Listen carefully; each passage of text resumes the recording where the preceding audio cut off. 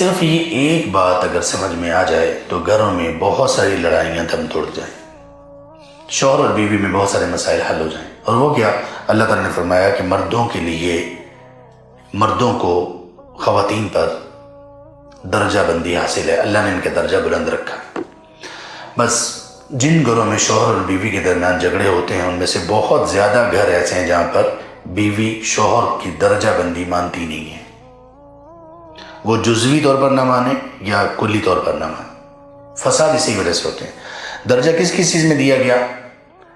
ایک اس چیز میں کہ شوہر قوام ہے، ایک جسمانی طور پر مرد کا جسم ویسے مضبوط اللہ تعالیٰ نے بنایا ہے نسبتاً، ایک اس اعتبار سے کہ مرد ولی بن سکتا ہے اور خاتون ولی نہیں بن سکتی، ایک اس اعتبار سے کہ مرد وہ امام بن سکتا ہے، شوہر امام، مرد امام بن سکتا ہے اور بیوی امامت صرف خواتین بھی کروا سکتی ہیں، باقی نہیں۔ اذان دے سکتا ہے مرد، بیوی نہیں دے سکتی۔ اسی طرح نان و نفقہ کا ذمہ شوہر کے ذمہ ہے اور جو دینے والا ہاتھ ہوتا ہے اس کو بلند قرار دیا گیا۔ تو اس طرح سے جو درجات اللہ نے دیے ہیں، تو مرد کو بلند درجہ دینے کا مطلب یہ نہیں ہے کہ عورت حقیر ہے، لیکن وہ مان لے۔ جیسے والدین میں سے، ماں اور باپ میں سے کس کو درجہ زیادہ دیا گیا؟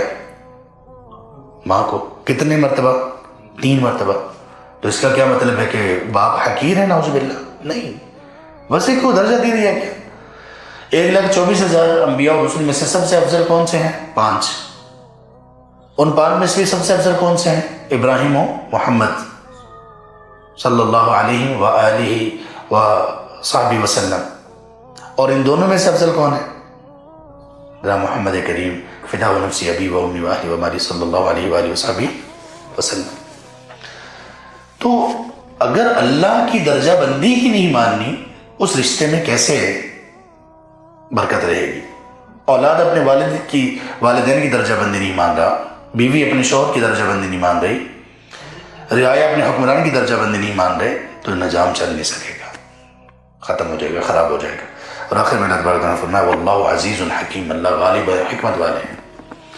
غالب کیا؟ اللہ تعالیٰ نے یہ فیصلے کر دیے اور اللہ کے ہر فیصلے میں حکمت ہے۔ ایک چیز جس میں مرد خاتون سے زیادہ درجہ رکھتا ہے وہ وراثت بھی ہے، وراثت میں اس کو ڈبل ملے گا۔